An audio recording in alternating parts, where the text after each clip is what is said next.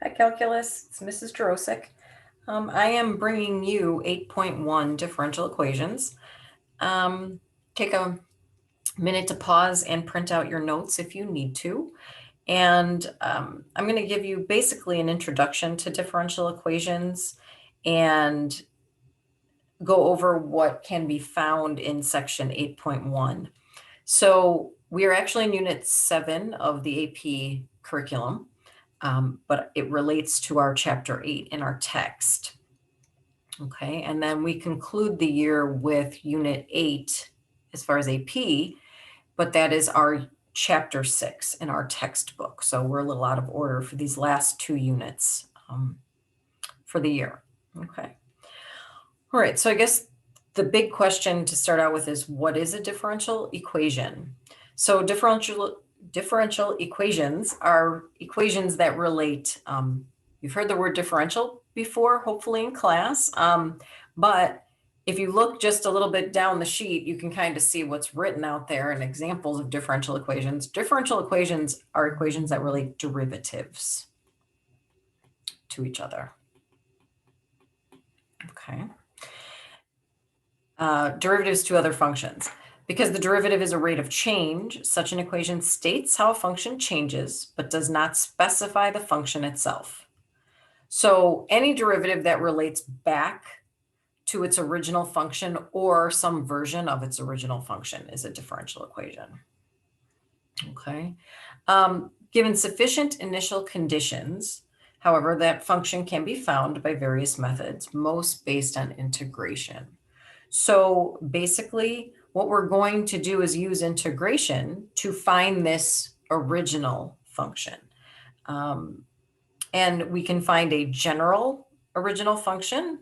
And so when I say the word general, think to yourself what that could possibly mean. And we are also going to learn how to find a particular solution or particular function relating back. Okay. So some examples of differential equations include, notice the forms of all of the ones that I have written. Okay, so I have lots of dy dx equals, dy dx equals. Then I have, it's been a while, that this notation, maybe we haven't seen it in a little bit of time, but remember what this means. This just means second derivative. So as far as, I guess, separating the two types, they're all differential equations, but we would call just a dy dx a first order differential. And then a second derivative would be a second order differential equation.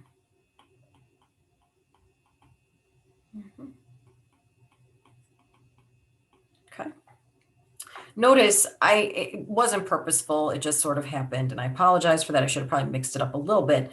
I have them all in dy dx equals form. If it said, for instance, on this dy dx minus x equals negative 2y, it's the same thing. They don't have to be set equal to the dy dx. And at least on this second order at the end, I did make it a little bit different. And then the other, I guess, part about these equations that I want you to notice is that in some of them, notice you have x's and y's. Okay, so remember back to section 3.8, that was implicit differentiation, right? So we're seeing the x's and the y's as variables coming back into play here, okay? So just, you could also have a differential that's simply very, I guess, simplistic in form where it's just one variable and or a constant. And remember, the whole idea is with a differential equation, its solution or the answer to the question would be, what are you trying to find? If you're solving a differential equation, you are looking for what could have possibly been the original function. What could possibly have been the original function? Okay, so if we were to just look at something like negative 2, for instance, if I said to you before the derivative became negative 2, what was the function we started with? I bet a whole bunch of you could have said or will say or are saying to yourselves right now, I would take the derivative of negative 2x and I would get negative 2. But remember, because I'm just coming up with the possible solution, right? We have to have the plus c for general on that, right? So I'm basically taking the antiderivative, okay, to come up with the possible original function. All right, so any function, I kind of have said this in the last 5 minutes that I've been going on and on. Any function that satisfies the differential equation, there we go, is called a solution. So the one I just did, negative 2x plus c, that's a general solution because of the plus c. Okay. A differential equation typically has, okay, unless otherwise noted, it's going to have infinite solutions. Because if I were to replace c and say I could have any c value, it could be a negative 1,000,000, it could be positive 500, it could be minus a half, right? So anything could be the c value, therefore infinite number of solutions to a differential equation. All right. Now, there are other types of situations you could be faced with where you're given an initial, what we call an initial condition or a condition on the differential equation, which means then you would be solving for your c value. You're going to have a specific answer to the problem. Okay, it's not going to be general anymore. Okay, and we will get to that. So let's just go ahead and start with some basic differential equations and finding their solutions. Okay, so find the solutions to the differential equation y prime equals 2x plus 10. Please note y prime. It could be written as dy dx just as easily, right? So if I do that, 2x plus 10, you don't have to rewrite it. I'm just showing for good measure. Remember, y prime and dy dx are equivalent expressions. If I want to basically work backwards or take the antiderivative, what would I get? X squared plus 10x. And again, I need plus c because I'm looking for all the possible solutions. So plus c is required. Okay. Find the solutions to the differential equation f prime of x equals x squared minus 2x with f of 1 equaling 1/3. All right, so that's a little bit different. We've just added something to the problem that wasn't on the last one. This is what we call the initial condition. And I'm putting initial kind of in a quotation situation because it's weird to say initial when we're not starting at 0, right? Our normal starting point, but it still would be considered a condition of the function. So what this means in the end is I'm not going to end up with a c. I'm going to end up with an actual, or I shouldn't say I'm not going to end up writing plus c. I'm going to end up with an actual c value that will get plugged into my final answer. Okay. All right. So here we go. Let's start out with, remember also that f prime of x means the same thing as dy dx, right? That means the same thing. So if I'm taking the antiderivative, let me go over here and I'm going to go back to my last question, and I apologize because when I took the antiderivative of dy dx, when I undo that, right, I'm coming up with y as my answer. So I'm going to do the same thing here. And when I undo f prime, I will end up with f of x, right? So I've got x cubed over 3 minus x squared plus c. I have plus c for now. But I've got this condition that I can plug in. F at 1, so this is an x value, right, is equal to 1/3, which is of the y value or the f of x. So I'm going to plug in and I'm going to solve. So what I have is 1/3, and I'm going to do a little moving around of some stuff. Okay, so I have 1/3 equals 1 cubed over 3 minus 1 squared plus c. So I've got 1/3 equals 1/3 minus 1 plus c. Well, obviously those two go away. I'm going to add 1, so 1 is equal to c. All right.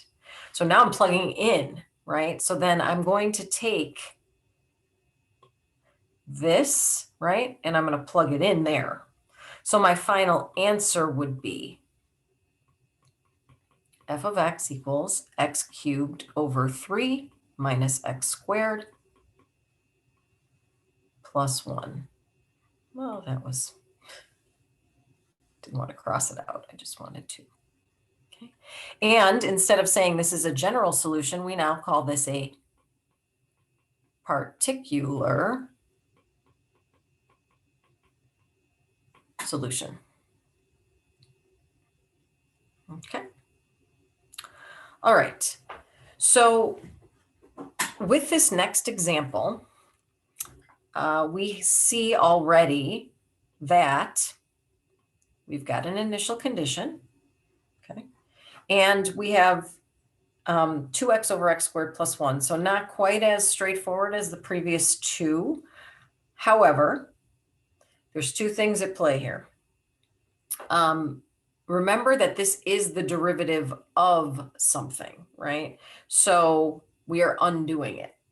So if we are undoing that and you can already see what it might have been, you actually don't have to use a special process we just got finished learning in section 5.6, hint, hint, to do the problem. So what I am saying to you is we don't have a quotient rule for integration, right? We don't do things that way. So what are we looking for here? Well, remember what I'm leading you towards is if you think about taking, right, using u substitution and using this as your u value, and when you take its derivative in that first step, you get 2x. So you could use u substitution. And when you think through that, when you're replacing the 2x portion, 2x dx, I should say, with the 1 over your u value, what is that? It's a natural log situation. So some of you, after doing the 5-6 homework and practicing in class, may be picking up on that rapidly, in which case you could go straight to your y equals natural log absolute value x squared plus 1, right, plus c. Some of you can go right there. And then you would just simply plug in your initial condition and finish. Before I go ahead and do that and solve for c and finish, I am actually going to do the u sub real quick steps. It's not a bad idea to review. And again, I said make u x squared plus 1. Du would then be 2x dx. And then hopefully you would see that, right, if we were doing the actual, you can see that, let's see, right, that is that. Okay, so your du goes in there, and you would then have 1 over x, not x, u, 1 over u du. Okay. All right. So once I've done or rewritten 1 over u du, and I go to take the antiderivative, I know that I get ln, absolute value of u, plus c. And then I'm going to replace u with x squared plus 1.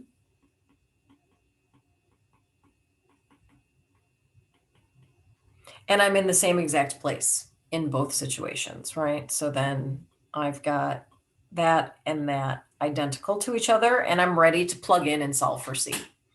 So I'm going to, since I have more space over here on the left, I'm going to start there to plug in for c.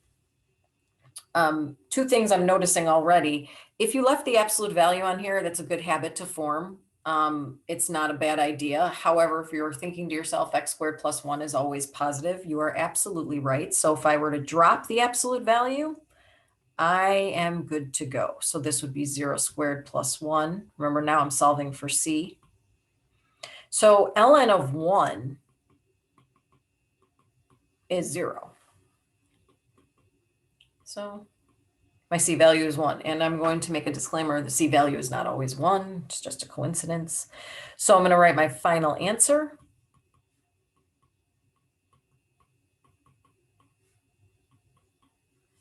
Okay. And again, particular solution.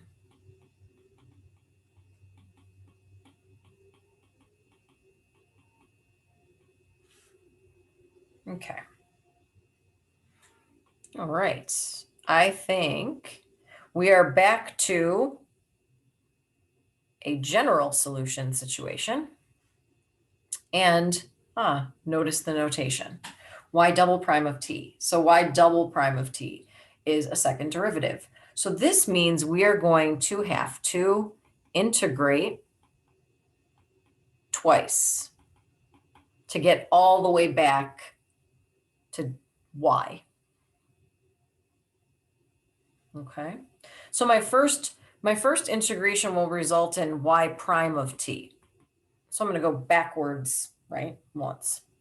All right, so remember when we have an exponential function like e to something, e to the 3t, we are going to rewrite what it is, 15e to the 3t, and then reverse chain rule, if you will, applies. So that means I would be dividing by the 3.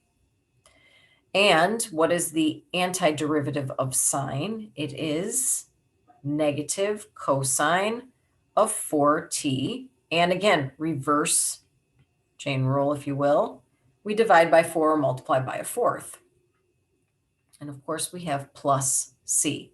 So what I'm going to do real quick is I'm going to clean that up so that when I go to do my next integration, it's a little bit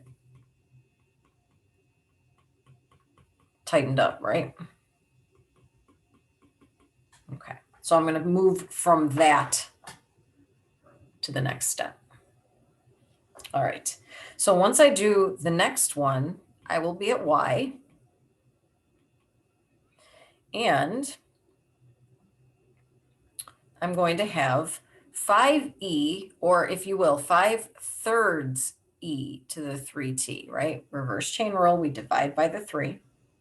And then when I go to take the antiderivative of cosine, it is simply sine. So I'm leaving the negative. And so I have negative and I have the sine of 4t, but now I've got the 1/4 to start, right? And then I'm going to divide by 4 again. That would make this 1/16 sine of 4t. And then, okay, now here we go. I actually do have to integrate my c value. It's a constant. When I integrate a constant, it gets a plus c. And before I run out of room, I'm already squeezing everything in. So let me give myself some space there.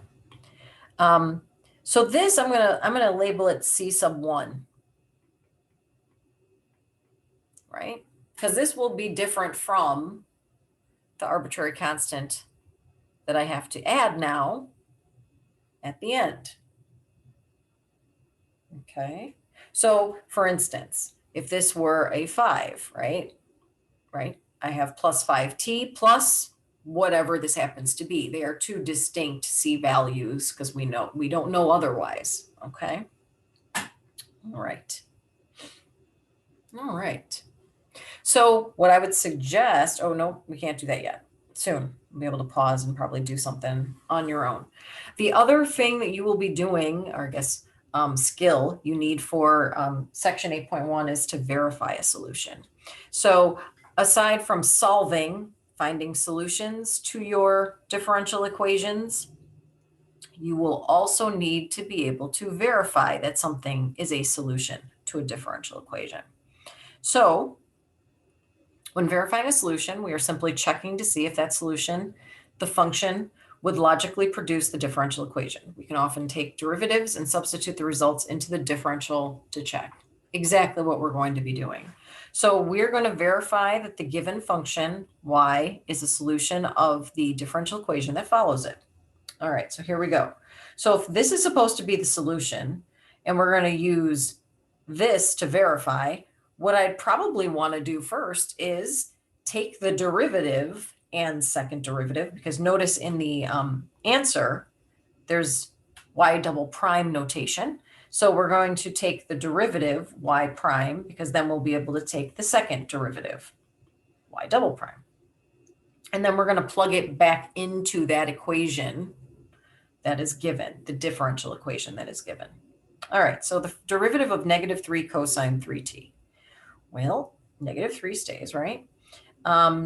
We leave the negative 3 alone, but we're going to have to remember we're taking a derivative this time. So chain rule as you multiply by the 3. But what is the derivative of cosine? It is negative sine. So if I'm doing all of this at once, I know it's been a while, it would be positive 9 cosine of 3t.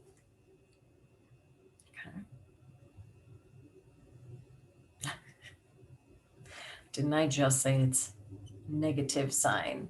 Okay, there we go. My apologies. At least I think I said it was negative sine. So again, the derivative of cosine is negative sine. So when I do all this multiplying the two negatives together, I'm going to get positive. When I do the chain rule, multiply by 3, I get the 9. This should be a sine. So I'm sorry about that. Okay. Now, second derivative. All right, so the derivative of sine is cosine, no sign changing. So this is just cosine of 3t here, but I have to multiply by 3 again, making this 27. Okay. All right. Here we go. So when I go to plug back in, what I have is, and when I say plug back into the differential equation, that's right here, y double prime is what I'm starting with. So 27 cosine of 3t plus 9. And now I have to plug in my original y. Okay, so negative 3 cosine of 3t. And that is supposed to be equal to 0. Well, hopefully you can already see.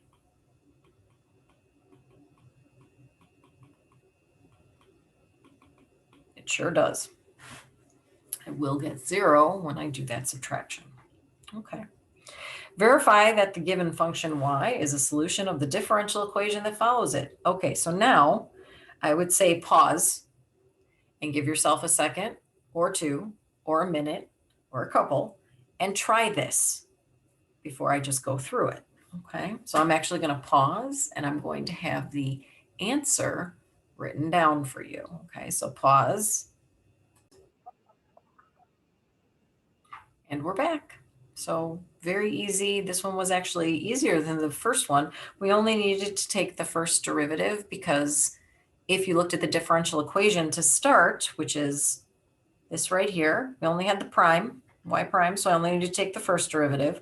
So this is the hard part of the question, remembering how to take the first derivative when you've got, right, that's just also an arbitrary constant sitting right there.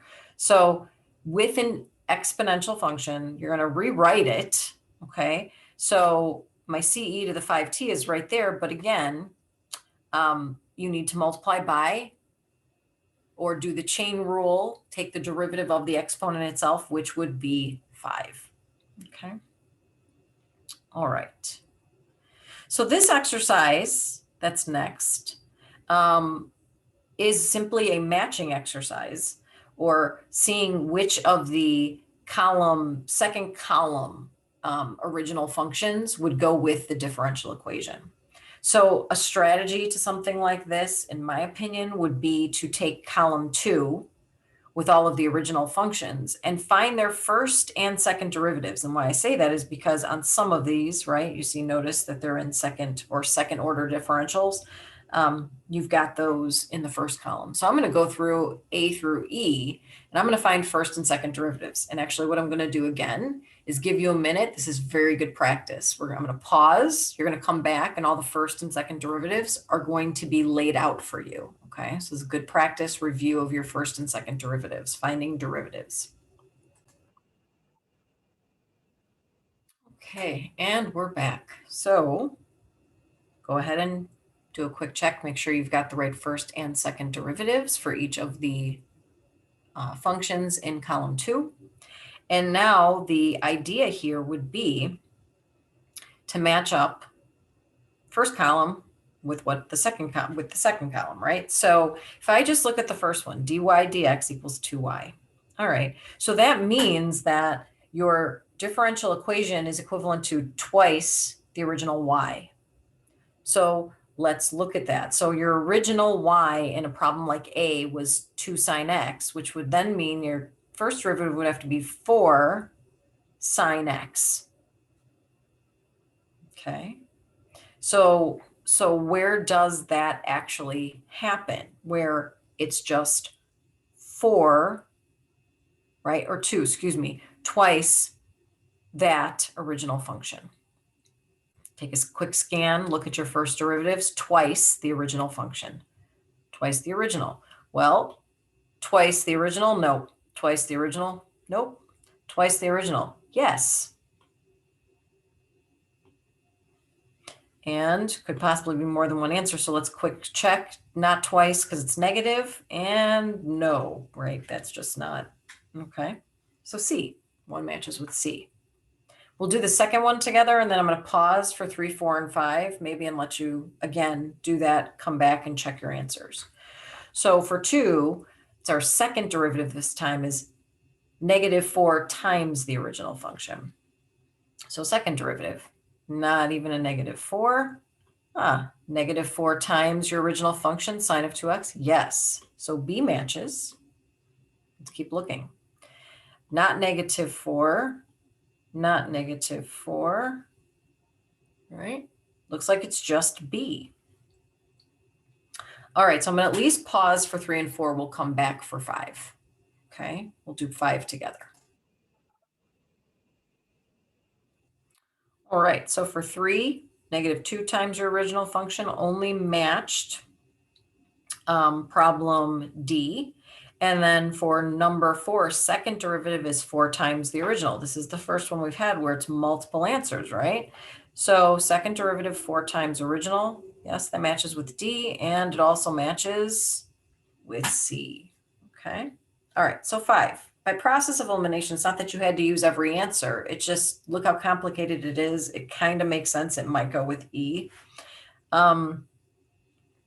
So what we're going to do then is y double prime. It's just a lot of math.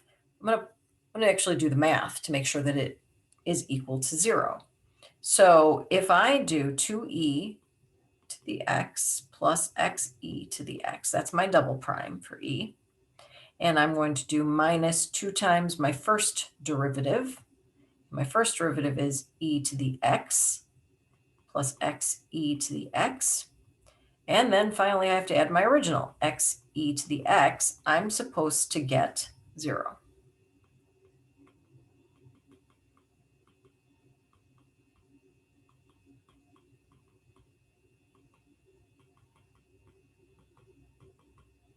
All right, let's see. So I've got 2e to the x.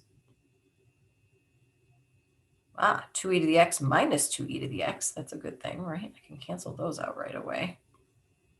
Then what am I left with? Let's see what we've got going on here. We have xe to the x plus xe to the x, and then minus 2xe to the x. Okay, well, look at that. This plus this, and then subtract that, everything is zeroing out. Right? So this matches with E. So you can feel free, I think, to go through the rest of them. But if I just even looked at a quick glance at C and thought through how this is working, we would take our second derivative. subtract twice this, that would give me 0. But then when I add back, I guess I should look at this, subtract 2 of these, which that's 0 already, and then add back the original, it's not going to work. If we look at this second derivative and we subtract 2 of these, we're going to be at negative. Oh, we can't even do that because sine and cosine. Sine and cosine can't work. The only other one that I didn't check, I believe, was that one. So if I think through this just a little logically, this minus negative, positive. So we're going to be getting 8. So it doesn't really fit, I don't think, with any of the other ones. So E is our only possibility.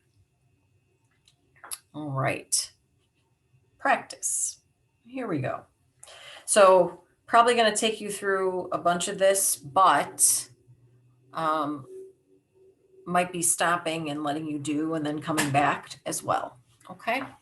All right. So find the general solution to each of the differential equations. All right. So like before, unless, right, it also tells you very nicely, general means you need plus C. So we're going to go ahead and take our antiderivative. So 5x to the 4th, when we take its antiderivative, would be x to the 5th. And nice review of trig antiderivatives. What derivative, the derivative of what trig function would give you secant squared? Well, that was tangent, right? And because it's general, we need plus C. All right, this one's a little bit less, I guess, straightforward, but it can be if you think to yourself, well, this and this, right? If I had to take the derivative of t cubed, I would get 3t squared, right? So my original function could be something very simple. Otherwise, you have to think in terms of u substitution. At least if you see that piece, you could use u substitution and work backwards, right? So your u would be t cubed, du would be 3t squared, dt, right? We're so used to x's. So basically what it amounts to is if you thought about this,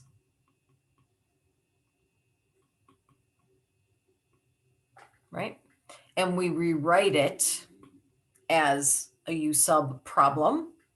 What we have is this right here is that, right? So that's our du altogether. And then what we end up having is cosine of u du. Okay. So what does this amount to? The antiderivative of cosine is just sine. So sine of u plus c, which means our original function was sine of t cubed plus c. So if you had seen that from the beginning, you don't actually have to do the u sub process at all.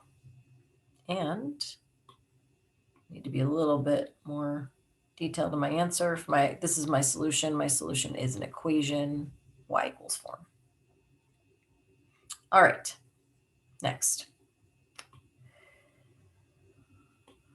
Find the solution to the given differential equation and initial condition. Okay, so dv dt is equal to 4 secant tangent plus e to the t plus 6t.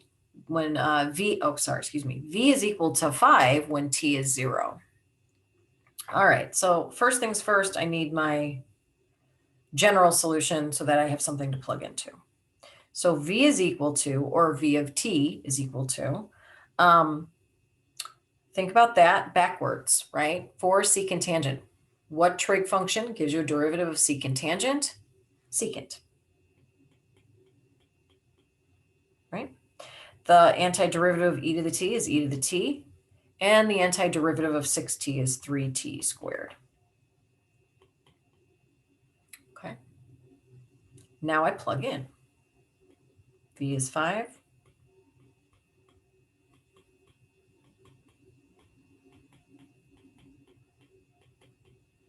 Okay. So we've got 5 equals secant of 0. Cosine of 0 is 1. That means secant of 0 is 1. So 4 plus 1 plus 0 from this. So this is 1 and this is 0, right? Plus c. So 5, 5 equals 5 plus c. That means c is 0. So my final answer would be v equals 4 secant t plus e to the t plus 3t squared. So you don't have to put the plus 0 on it since c is equal to 0. All right. So I think what I'm going to do is pause and have you try 3, and we will come right back, okay? Notice before we go on pause, you have a second order differential. So that means you would have to do the process twice, at least see how far you can get. So I'm going to pause it, right? See how far you can get. So this is not the final answer. What I wanted to do was pause as soon as I got through that first step. So I took the first antiderivative. I plugged in dy dx is equal to 3 when x is 1. Okay. And I got a final dy dx, a c value of 5. So my final dy dx is this. Now I need to go one more time. And we'll do that one together. So y equals, so if I add 1, that's 4 divided by 4. So 2x to the 4th minus 5x squared plus 5x plus c. Okay. Now I need my condition, if you will, of y is equal to 5. X is still 1. So y is 5. X is 1.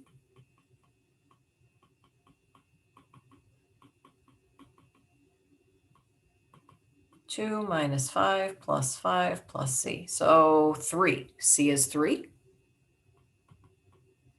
So the final answer, let me write it up here, y equals 2x to the 4th minus 5x squared plus 5x plus 3.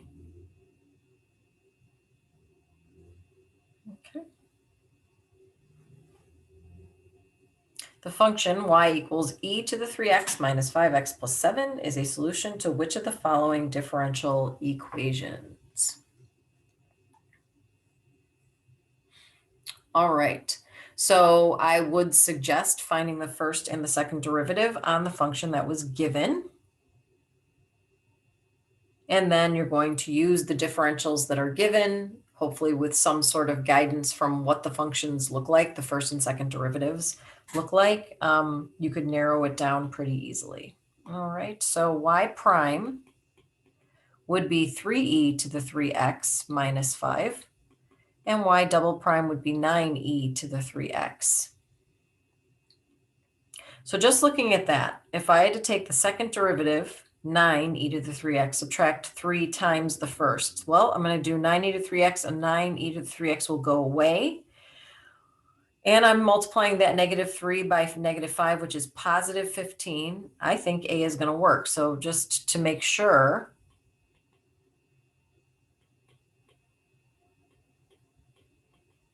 and that's nice that it works out to be the first one because it doesn't say many will apply. It says just one. So 9e to the 3x minus 9e to the 3x plus 15 minus 15 equals 0. I love it. Okay, so A is my answer. Great.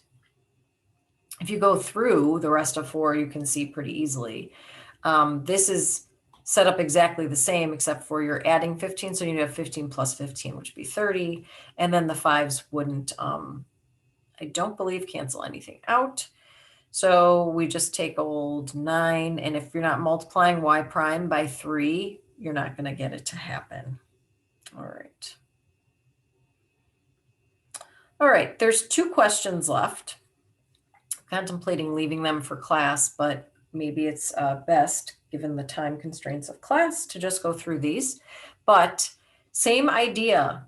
applies throughout all these problems. There's a theme. When you're verifying or looking for something like that, you want to find derivatives, okay? So of the following, which are the solutions to the differential equation, y double prime minus 10y prime plus 9y equals 0? All right, so I would look at the first one and say to myself, Roman numeral 1 is y equals 2 sine 3x. All right, when I start to take derivatives, and I'm going to do it. When I start to take derivatives, what ends up happening? Derivative of sine is cosine. Derivative of cosine is negative sine. Okay, when I start to plug back in, I'm going to have a bunch of sines and cosine things plugged back in that aren't going to cancel each other out. I'm saying 1, I'm ruling out from the beginning. Means A can't be an answer. Now, if you look at 2 and 3, Roman numeral 2 and 3, e's. E's remain much the same as you move through. Probably one, if not both, will work. So let's go ahead and start the process. So for 2, I'm going to do y prime is 5e to the x, and y double prime is 5e to the x. And for 3, Roman numeral 3, y prime equals 9ce to the 9x, and y double prime is 81ce to the 9x. All right. So if I start to plug into my original, here is my, let's do it this way. So y double prime using 2 is 5e to the x minus 10 times 5e to the x, that's y prime, plus 9 times, well, y was also 5e to the x. We've got 5e to the x minus 50e to the x plus 45, I didn't multiply there, 45e to the x, is that equal to 0? 5 minus 50 is negative 45. It sure is. So 2 works. And then checking 3. We've got 81 CE to the 9x minus 10 times 9 CE to the 9x plus 9 times, original was CE to the 9x. That should be equal to 0. 81 CE to the 9x minus 90 CE to the 9x plus 9 CE to the 9x. Negative 9 plus 9, it sure does. 3 also works, so D is my answer. And we made it. Last one. For what value of k, if any, is y equals e to the 2x plus ke to the negative 3x a solution to the differential equation 4y minus y prime equals 10e to the negative 3x? Okay, so again, you want to find the derivative. I want to find the derivative of y, right? And I want to find the second derivative. So let's at least pause and come back with our first and second derivatives. Okay, so I want you to take y and find its first and second derivative, and then we'll come back. Okay, hopefully the first and second derivatives weren't too bad. All right, now I have to plug into my original. So I've got 4 times y is e to the 2x plus ke to the negative 3x minus the second derivative, 4e to the 2x plus, remember that's a minus sign, 9ke to the negative 3x. And that should be equal to 10e to the negative 3x. I think everything is set up okay. Distribute. If I'm taking the wind out of your sails by going through this, pause it, see if you get it, and get the right answer.